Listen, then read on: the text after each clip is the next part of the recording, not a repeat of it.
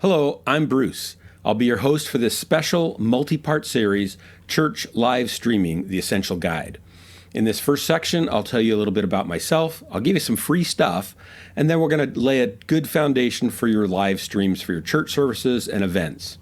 We'll talk about bandwidth needs, how to test what you've got, platforms like Zoom, Skype, YouTube, and Twitch. Then we're going to talk about applications to stream with, like XSplit Broadcaster, OBS, Wirecast, Zoom, Skype, things like that.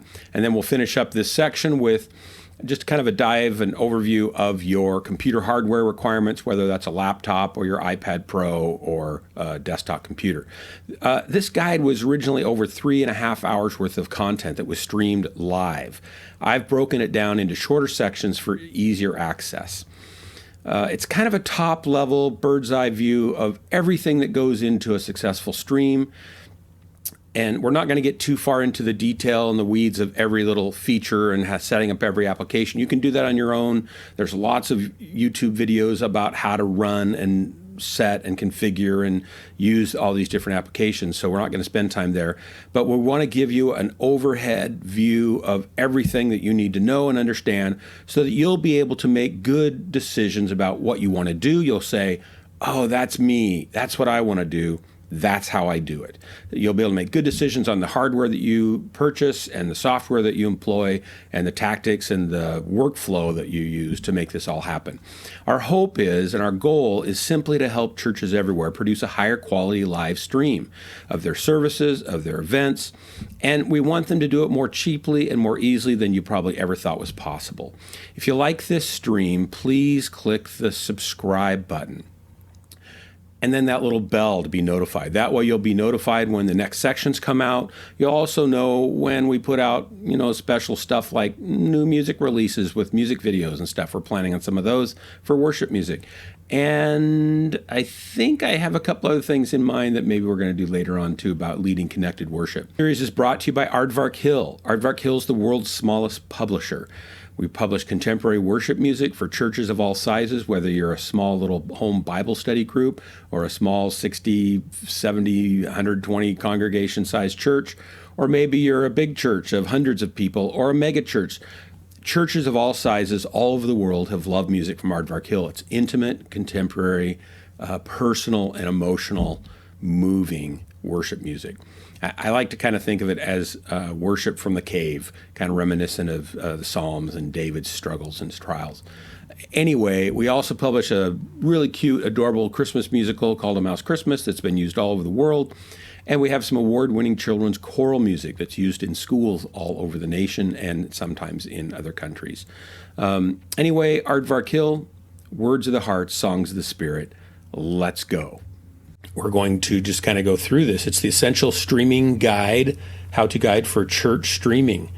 We're going to cover stuff like how to live stream with XSplit and OBS, Zoom. A lot of people already kind of have an idea what they're doing there, but we'll talk about a little bit of that.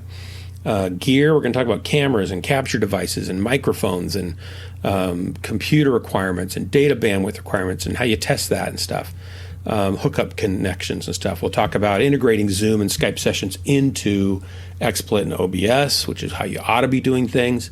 We'll be talking about lighting yourself and your team and with and without gear, expensive gear or cheap gear on the cheap gear, do-it-yourself gear. We'll even talk a little bit about green screen stuff. We'll talk about some microphones that are great and some mixers and things like that.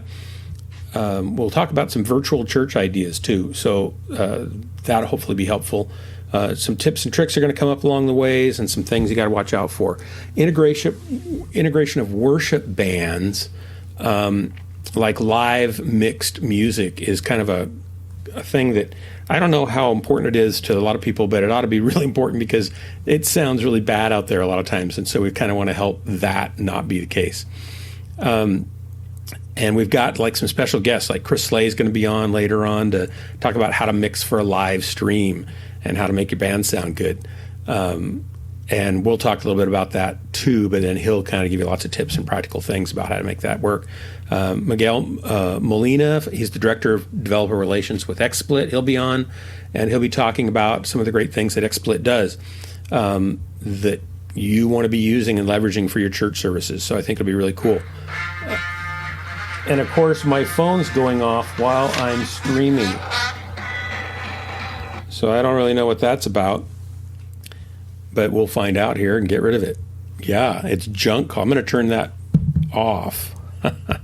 My phone never rings hardly, so I don't really know what the deal is with that. We're going to have an extended Q&A session, and we're going to run some information about how you can run your service from even multiple houses and stuff, which some of you are probably already doing, but we've got some tips and tricks for that. First of all, let's take just a quick look. Don't look too long and hard at this because it's going to make your head explode. It'll all make sense by the time we're done, so we're going to move right along. This is me. I'm Bruce Searle. Let me tell you a little bit about myself. I'm been a pastor and a worship leader, youth pastor for over 30 years. I own a small publishing company where my wife and I publish children's choral music for secular schools, and sometimes church, uses get used. And we've written, like 30 worship choruses and a couple of children's musicals. One's a Christmas musical and one's more of a spring musical. They're both kind of designed for full church interaction participation, so they have a lot of appeal. And the Mouse Christmas musical that we did has been used all over the world. It's really cool. Not cool because we're cool, but cool how well it's been received and how blessed we've been by some of the comments and testimonials people have sent us. They're just really kind of amazing. I've got a wide range of experience and skills and knowledge, and hopefully can bring some of that together and help you guys. I know a lot of pastors and worship leaders and even the media people, you're kind of overwhelmed with all of the options and all the things you should do or can't do or how do I do. And this will, I think, give you a whole lot of overview, kind of, that's what I got to do here. A lot of bells and whistles should go off for you. So I'm just hoping to impart some of the knowledge and experience that I've gotten and learned and make it available for you guys. So some of it's going to be kind of methodical and tedious. Others will be really interesting and stuff. So I know for a lot of people, the feeling is live streaming takes too much time. Live streaming looks so horrible. It sounds horrible. And it's full of problems and headaches. And all of that generally is true, but it doesn't have to be true, and I'm going to help you try to get it so it's not true. One of the first things you want to do in your live streaming, and this is a great illustration of that, is you want to control your lighting. We'll talk about lighting in a little bit, but right now, just take a look at my face and notice how it's gone. Well, part of the reason it's doing that is because I left my camera on auto settings, and normally I wouldn't do that, but I had a specific reason I was doing that, and one of them is to kind of show you this sort of stuff. And because I have two cameras set up to this system right now, and if I switch to the other one, because I'm using low-end webcams, which we'll also talk about, they both feed off of the same settings. Logitech doesn't support individual settings per individual webcam in a multiple stream setup. So this was the best compromise. And at the time, it's been nice and overcast and beautifully perfect. So I lit for that, and then, wow, look what happened. So this is why you want to control your lighting, and we'll talk about that. So let's go on here. I did promise that there'd be some free stuff. And now some of the free stuff that I want you to be able to get a hold of is going to be from XSplit, and Miguel will talk about that. I'll talk about that a little bit. And so that's coming up, and that's really cool. I want to give you some of our worship songs just because I know you're here wasting your time, hopefully to find something and come away with something that can really help you. Well, this maybe, if nothing else, if everything else is a blowout and a loss, you'll say, oh, well, I really loved a couple of these songs that Bruce gave us for watching him, prattle on about streaming and stuff. If you go to www.aardvarkhill.com/product/watching, or it's watchin-over-me-collection, just like it is here on the screen, and use the checkout code. Just add it to your cart and use the checkout code Worship Freely. That coupon will be good until December 31st, 2020. So you've got time to do it, but I would not wait. I'd go do it right away. These are 10 intimate worship songs that we've found that churches of all sizes have loved to do. Youth have loved them. college, career age, young marrieds, adults, and even older people. Yep, even us older people have loved these songs, and they've worked in small churches and Bible study settings, in women's worship weekend retreats of 600 women, or mega churches of 4,000 people, or 120 person average size church, or 300 size. It doesn't matter. These songs have touched people's lives, and I just want to give them to you. Normally we sell the PDF downloadable songbook arrangements, which have piano scripted out and notated, and all the chords for guitars and bass and stuff, and they have the lead line, and they have some vocal harmony parts. You don't have to use the vocal harmonies. If you want to make up your own vocal harmonies, that's fine. If you want to make up your own, make it more guitar-led, that's fine. We just wanted to make them available to you. If you like them, use them. If you don't, great. So enjoy that. I hope they serve you well, as they have for us, and they have for many churches around the world that have used them. So check that out. Here we go now. Let's go to our next thing. Here we go. We're starting right into the presentation, and yeah, we're right on track. So this is the basis for your event streaming setup. Whether you're using Zoom or Skype or Wirecast, OBS or XSplit, this is basically a laptop. It could be a computer, it could be a laptop, and you can pull in, open a Zoom application, and you can basically open a meeting, and you can stream. And you can stream that through Zoom to Facebook, or you can stream it to YouTube, and that's kind of a built-in feature of that. And people all over the world are using Zoom right now, and we won't go into the security issues, which I'm sure are real and they're important, but I know that Zoom is moving quickly to try to take care of that, and by the time you're watching this, some steps have already been taken. I'm sure more will be taken. To me, the issue with Zoom is not the security, because there's ways already to mitigate that risk. The big issue is that the quality of the video and the quality of the audio are pretty much horrible. Now, there are settings you can go in and adjust and customize to make music and contiguous, smooth audio prioritized, and you can select HD output, which is really not even, it's minimal HD, it's like 720, and it looks to me it's less than that. But the problem with Zoom is, because they're trying to manage multiple people all connected all at the same time without bogging down your computer, they're crunching everybody's images down to a tiny little postage stamp size of pixels, and then scaling those few pixels up to a larger size. And they're just truncating your sound with overcompression and limited frequency response and low data bandwidth data streams. I've actually contacted and asked them what your, hey Zoom, what's your actual data bit rate that you're broadcasting the audio at? And I think they're too busy to talk to me. They haven't answered that question.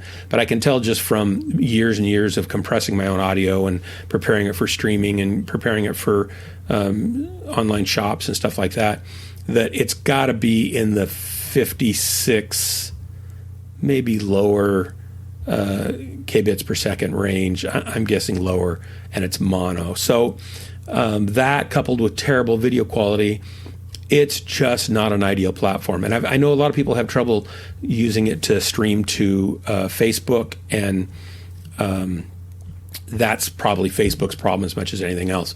So the first thing you want to look at, whether you're going to stream to Zoom or anything else, and we're going to talk about the anything else mostly. So from here on out, you can see here we've got Zoom Skype session going to, I'm going to recommend you always hard connect to your internet connection, your internet service provider. If you're trying to stream across your Wi-Fi connection, you're begging for problems. It's almost like opening the door and asking Satan to come into your worship service, because he's there to destroy it. Wi-Fi is not reliable, it's not consistent, it's not fast, and you just don't want to be there if you have a important thing you want to push out. So you want to hard connect with a Cat5 cable, an Ethernet cable, from the back of your computer, the side of your computer, the port of your computer. If you have a laptop, like my daughter has a laptop that's newer, and it doesn't have an Ethernet port on the side, so we just got her a UBS to Ethernet with a hub adapter, so she can plug in a webcam and a microphone and something else into that, and an Ethernet jack, and plug it into her computer, and then she gets all the stuff she didn't have. That gives you a stable, faster connection to the internet. So the first thing you want to do when you check is you want to check your bandwidth. You want to make sure that you've got a minimum of 2400 kbits, that's 1000 bits per second.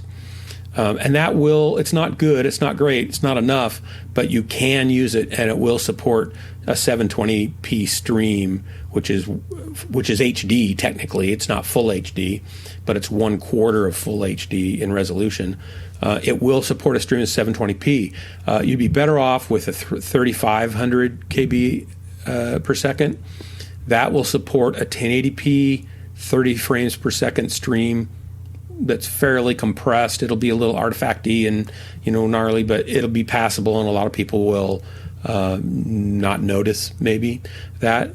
But my minimum recommendation is to have 4500 kbs, which will give you a nice quality stream, and ideally a 6000 kbs stream. That's what Twitch actually recommends, is 6000 kbits per second, which will give you a really nice 1080 30 frames per second stream. Now 1080p is 1920 pixels across the long side of your frame, the long direction, and it's 1080 pixels vertically.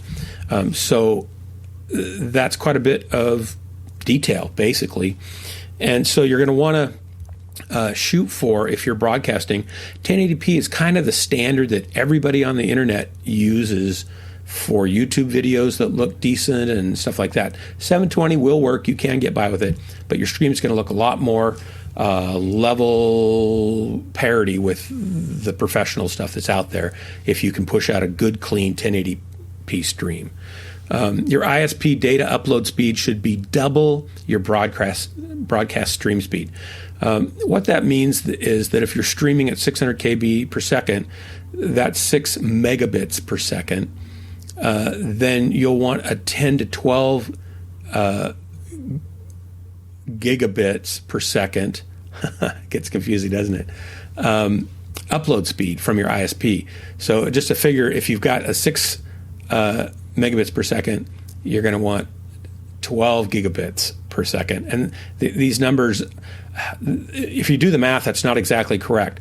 But for a rule of thumb, that's going to help you figure it out. If I'm doing a 6K stream, I need more than a 6K or a 6 gigabit bandwidth going up. The way you buy your internet from cable is they give you 60 or 40 or 100 or 150 megabits per or gigabits per second download speed. But they don't give you very much upload speed, so you actually have to test and find out. And you might have to call them and change that, because a lot of times they'll chintz on the upload speed, thinking most people won't ever notice because they're not uploading stuff. Sometimes you have to tell them when you get it set up that you want a larger portion of your bandwidth connecting service to go towards upload speed. So when you go through this speed test, you'll find out what that is, and if you don't have enough, you're going to have to talk with them and get that taken care of. This is super important because as you're streaming, everything is about your upload speed. It's not about your download speed. So having double gives you enough to kind of get over the peaks and valleys of your internet performance.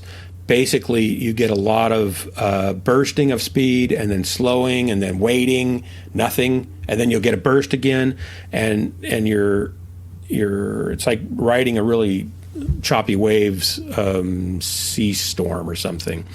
So having double the bandwidth gives you some buffer where you can catch up when you're getting behind and things like that. And it gives you a little bandwidth to allow things to come in and out. Like I'm going to be later on having people come in on Skype calls and join me, and I have enough bandwidth to support their high-quality Skype call and another high-quality Skype call, and have them join me and integrate that into my stream and then send it all out again, both to them and to my streaming service distribution place. So you go to speedtest.net. This is how you do it. You go to speedtest.net and you run the speed test, and it's going to tell you, based on a server that they choose, basically, that's fairly close to you, what your millisecond delay time is, your download speed, and your upload speed. And if that's below what you need, then you need to look at getting either different internet connectivity or changing around what you've got, or a different company altogether. You won't be happy unless you get that problem fixed. You're going to have problems a lot otherwise. So don't try to stream over Wi-Fi to the world. Direct hardwire Ethernet cable to your router or your modem for best performance. If your computer and laptop's fast enough to run XSplit, OBS, to capture a couple cameras and just a couple NDI sources, which we'll talk about, combine and mix all those external audio sources at 1080p, encode and send them to YouTube and record them all locally at the same time. That's the next question.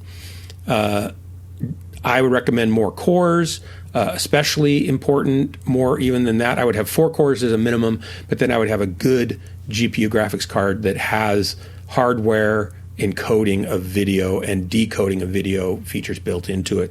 So like I run a GTX 1080i graphics card, and it just makes everything work. I don't have to worry about it. That's true for video editing too.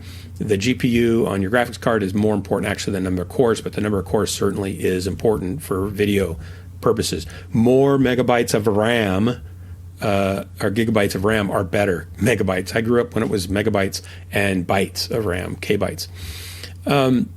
So I recommend 16 gigs of RAM or more. I run 32 on this machine. It's an older machine, but it's a pretty beefy machine. So it does fine. I can game at high res on a large, 3840 by 1600 resolution, ultra wide monitor. I can game at 70 frames per second. I can capture that and then save it to the hard drive at the same time. And I can push that out to a 1080p stream at 30 frames per second and do all of the talking and comms, chat, and everything else, and monitor the stream and go to other websites and play videos back from that. I can do all that on this machine because I have enough RAM, I have a fast enough GPU, and I have enough cores. And I have fast SSD hard drive system as my main swap drive, my system drive, and I've got fast other drives for data and stuff like that. And then the other thing I have is a nice audio interface. You can add those things. If you don't have a computer that has that stuff, when you do buy one to do streaming, then keep that in mind. So let's keep going. We're going to talk now about XSplit. So any of you guys who are using Zoom and Skype sessions to stream your services, you are missing the tricks. Here's the deal.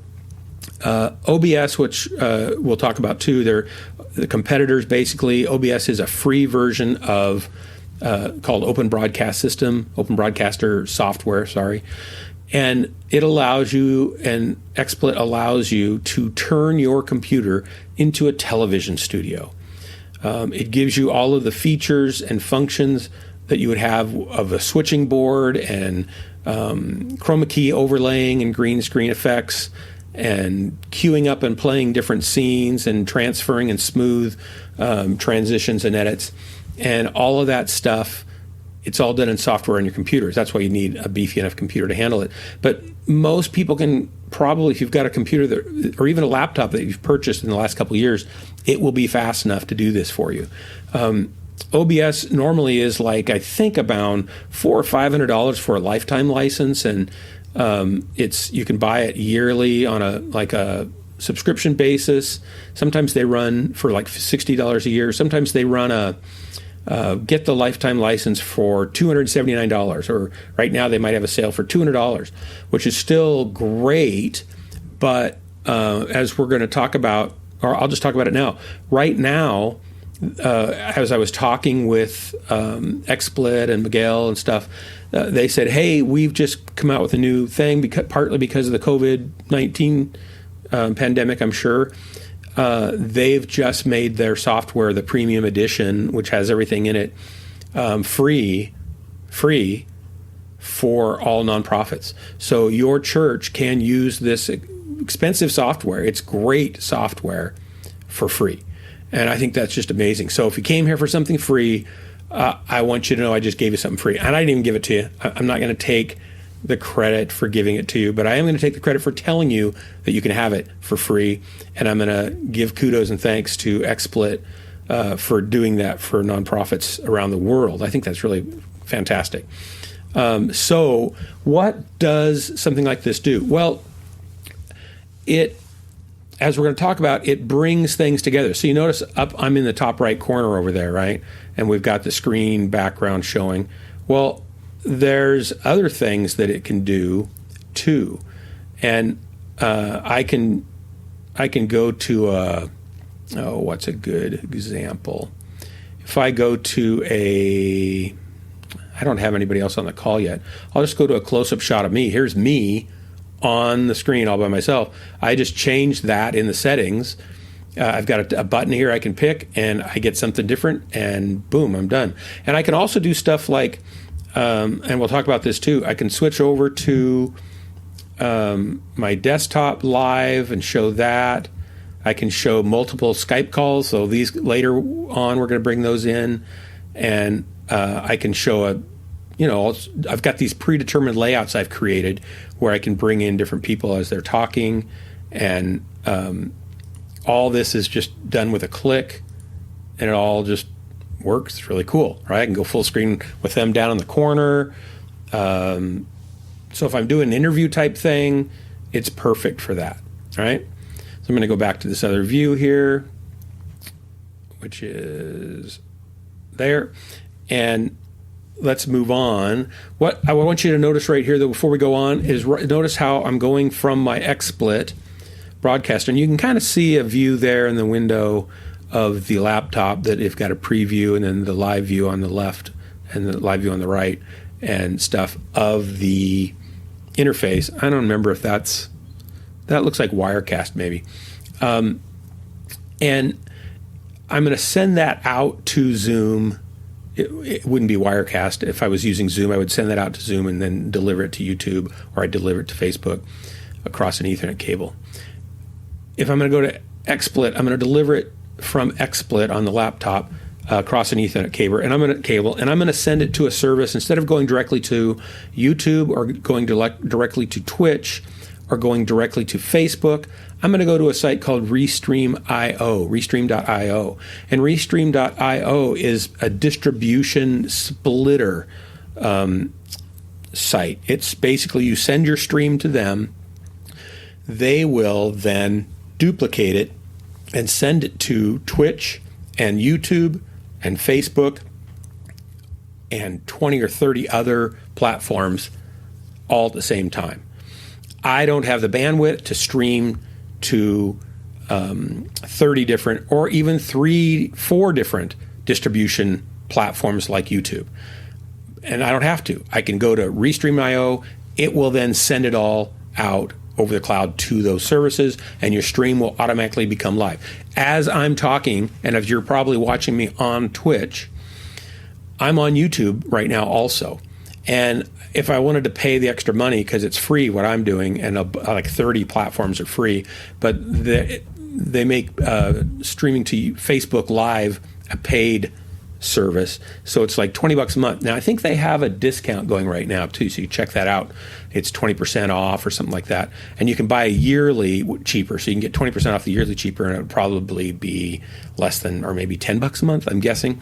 But anyway, if you get their service, then you can stream to all of these platforms and more just by streaming to the one. And the other thing that's cool about Restream.io is they have a broadcast service where you can, not a broadcast, I'm sorry, a scheduling service where you can schedule when you want a pre-recorded stream to go live. So I could do, let's say, one of the ways that you can use this that I'm going to talk about is just setting up and doing a live stream. So you've got all your sources, everything happening all at one time.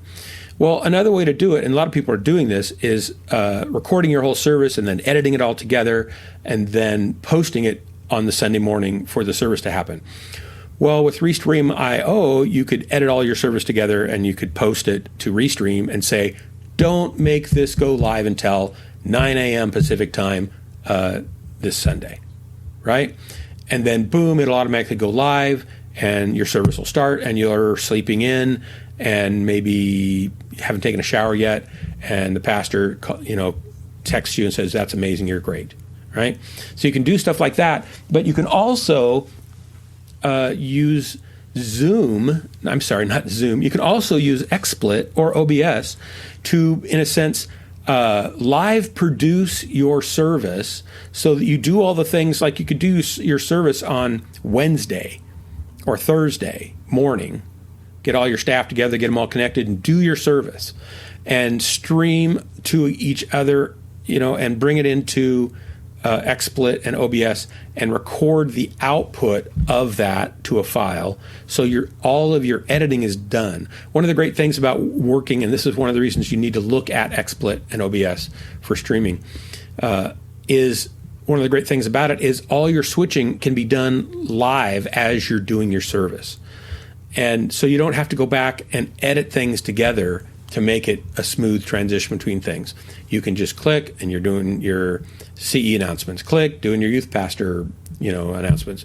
Click, do your worship band. Click, you're doing your general announcements for the congregation. And click, you go to your pastor's study and he's at home. Fortunately, he remembered to put his clothes on and he's going to preach for a while. Click, he didn't have his clothes on, so you had to quickly go to emergency announcements for backup. Click, now you're back to the pastor. So you can do all that, and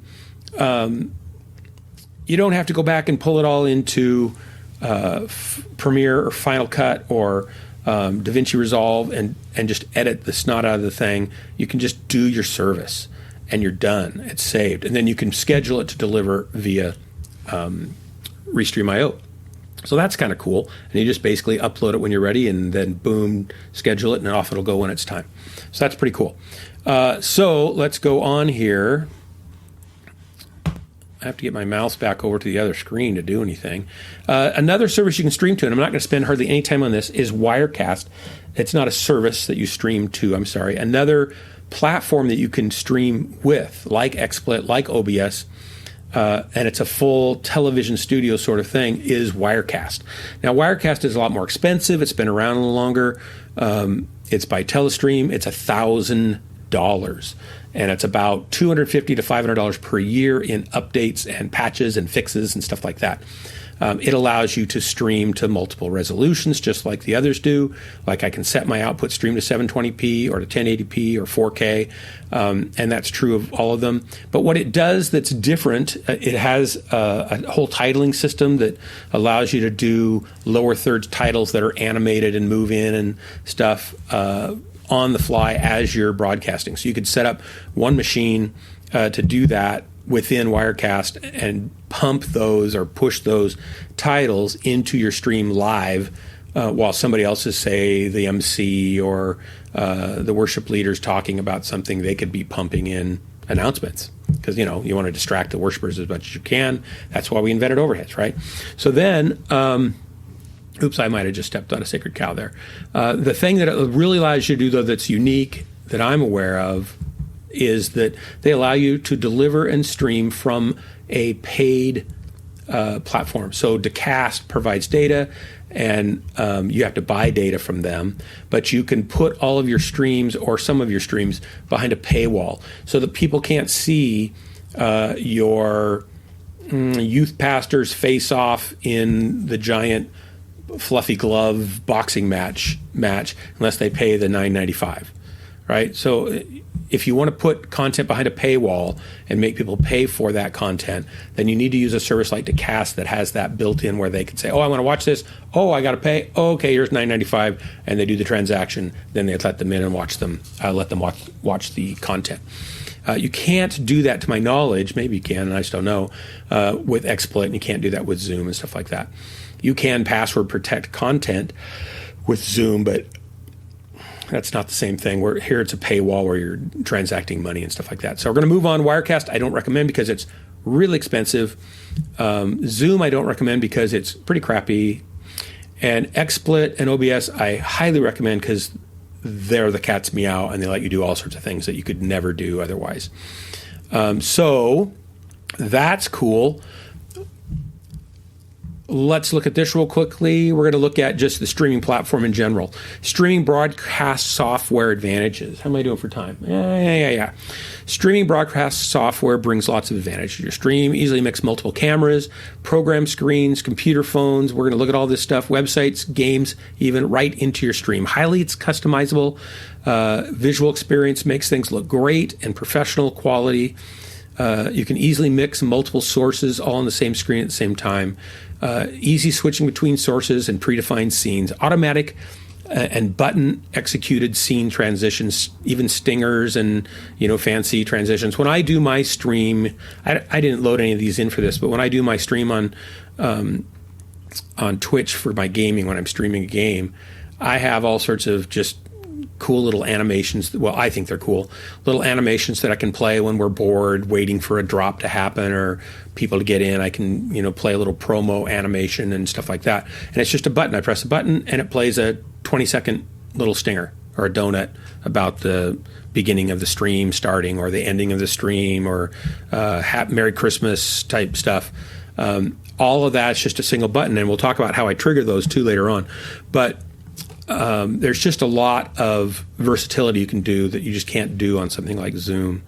It has tight integration with third-party cheap and free add-ons and features. There's all sorts of plugins, dozens of plugins for OBS and plugins for XSplit that allow you to just do some great things. We'll talk a little bit about some of those things that you can't do on Zoom. It's got a polished user interface. It's quick and easy to learn and to use. You can bring your stream up to professional level. It's simply not possible with Zoom or Skype meetings.